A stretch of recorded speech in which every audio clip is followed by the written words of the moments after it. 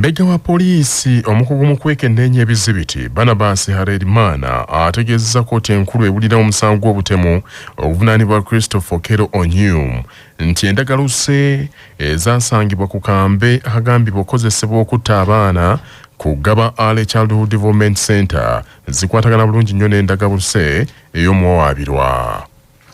Omusasi waffe Betty Ziwa gyali mu kkooti agoberedde bulungi byonna ebigenda mu maaso era kalutuvire ku ntono. Olwaleero luyingidde olunaku olw'omusanvu nga kkooti eno ekubirizibwa omulamuzi Alice Komuhangi Kawuka ewuliriza omusango oguvunaanibwa omwami ono Christopher Okello Onyum. Okusinziira ku bujulizi obuli mu kkooti, Christopher Okello Onyum avunaanibwa emisango ena nga gyonna gyekuusa kutemula baana abali wakati w'omwaka ogumu n'ebiri. Era nga kigambibwa nti omusango guno yaguzzanga ennaku z'omwezi 2 omwezi ogwokuna omwaka guno mu kifo akuumirwa abaana ekya Gaba Early Childhood Development Center. Olwaleero omukugu mu kwekennenya Ndaga Butonde ategezezza kkooti nti yaweebwa ebizibiti ebyenjawulo okuva mu kifo awaddizibwa omusango ng'ennaku z'omwezi 7 omwezi ogwokuna, era nga mu bizibiti bino mwalimu akambe akagambibwa nti ke kakozesebwa okutemula abaana bano, empale y'omuwawaabirwa Christopher Okello Onyum, galubindize, engoye z'abaana omwali amasweta uniform n'obutambaala abyekebeje abijjeko Ndaga Butonde. Ono ategezeza kkooti nti omulimu guno yagukola era nga ennaku z'omwezi 13 omwezi ogwokuna yakola ripooti. Okusinziira ku ripooti gye yakola, Ndaga Butonde oba Ndagaluse eyasangibwa ku bintu ebyamuweebwa efaananira ddala bulungi n'Endaga Butonde ey'omuwawaabirwa. Ono ategezezza nti yadde nga ku kambe kwaliko Ndaga Butonde endala, omukono gwa kambe ako oba tugiyite hando Ndaga Butonde yaliko yali ya Christopher Okello Onyum, naye mu maaso wano akambe we kasalira kuliko Ndaga Butonde ez'enjawulo nga kigambibwa nti Ndaga Butonde zino ze z'abaana abo abatuusibwako obulabe. The specimen had a mixture of at least 2 people, and these 2 people were Onyum Christopher Okello and Bode 39. Ebizibiti bino byonna biweereddwayo mu kkooti ng'obujulizi okukakasa nti omuwawaabirwa Christopher Okello Onyum yenyigira mu butemu buno bwakolebwa ku baana. Okuli omusango guno gukyagenda mu maaso. Webale Betty Ziwa. Poliisi eriko abantu bana beekutte ku bigambibwa nti balina kye bamanyi ku by'ettemu eryakoleddwa ku Dr. Peter Mbiru abadde omusawo mu ddwaliro erya Doctors Clinic ery'e Seeta Mukono.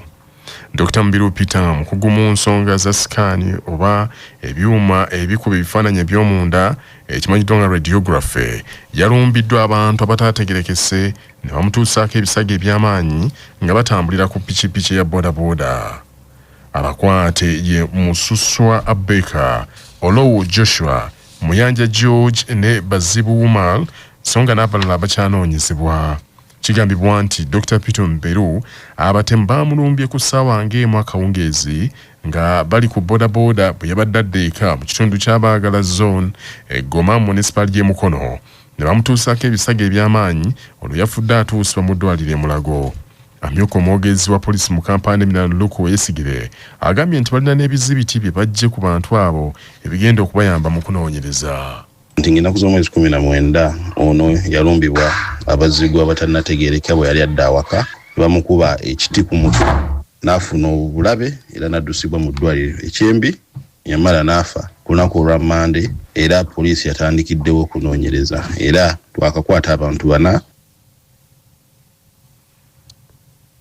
Enteekateeka za Paalamenti ez'okungubagira abadde omubaka wa Paalamenti omukyalo wa disitulikiti y'e Kalangala Helen Nakimuli zitandise ku Paalamenti mu Butongole.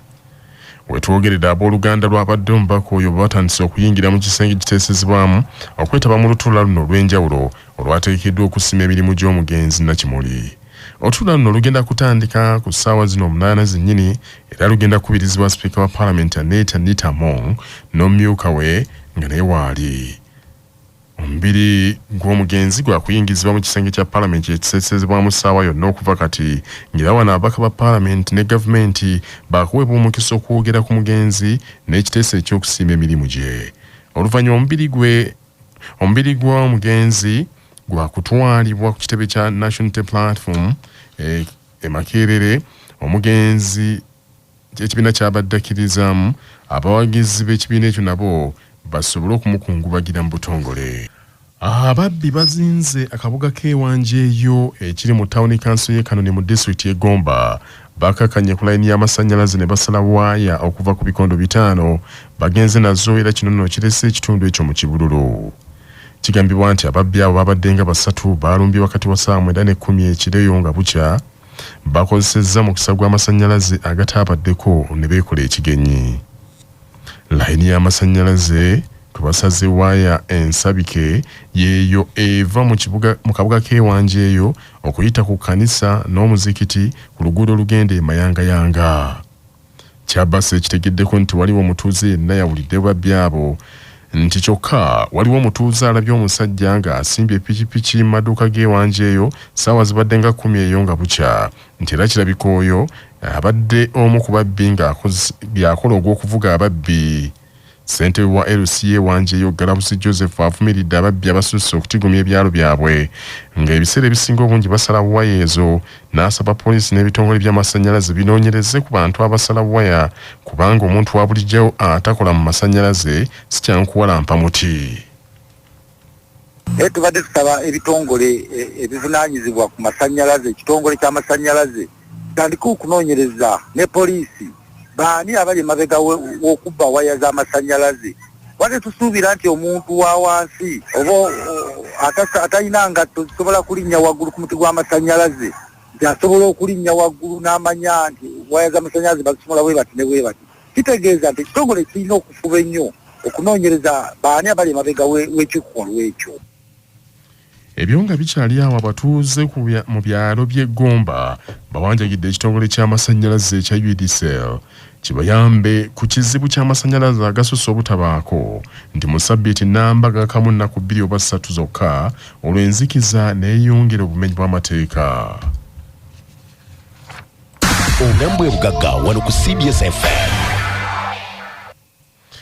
Dr. Yasin Sekidde alabudde abantu abasula n'ensolo nti kyabulabe nnyira kiyinza okubaleetera endwadde. Nga obusookera ddala obulwadde bayita rabies, obulwadde buno buva ku mbwa okubeera nga eruma omuntu n'abeera nga afuna obulwadde obwo. Obulwadde obwokubiri ngenda kuwa salmonellosis. Obulwadde bwa salmonellosis buluma abantu mu bitundu byabwe eby'ebyenda naye nga akawuka kano kasobola okuva ku bisolo ku bubi obukyafu bw'ebisolo.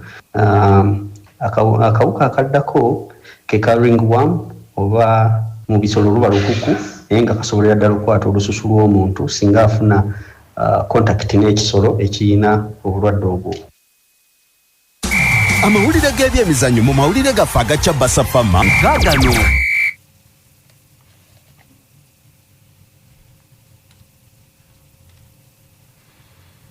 Ng'Obuganda bweteekerateekera empaka z'amasaza ga Buganda ez'omupiira ogw'ebigere ez'omwaka guno 2026 olukiiko oluteekateeka empaka zino lubakanye n'eddimu ery'okubangula ab'ebyokwerinda ku bisaawe ba Stewards mu masaza gonna 18. Enteekateeka eno yatandika n'essaza Kyaddondo baba Bugerere ng'olwaleero bagitutte mu ssaza Busujju. Omulimu gw'okubangula ba Stewards bano gukulembeddwamu Oweekitiibwa Hassan Kiyemba avunaanyizibwa ku byokwerinda n'obutebenkevu ku lukiiko oluteekateeka empaka z'amasaza. Enteekateeka zino era zigendereddwamu okwongera okukendeeza ku bikolwa eby'effujjo ebitera okulabikira ku bisaawe abawagizi abamu ne batuuka n'okukosebwa. Empaka z'amasaza ga Buganda ez'omwaka guno zigenda kutandika ng'ennaku z'omwezi 13 omwezi ogw'omukaaga nga bwekulabe bannantamego b'empaka ez'omwaka oguwedde 2025. Akabikanyiza nate gavumenti ya Iran bwerumbaganye emmeeri 3 ezibadde neetisiza emigugu ezibadde ziyita mu kagolomolo ka Strait of Hormuz.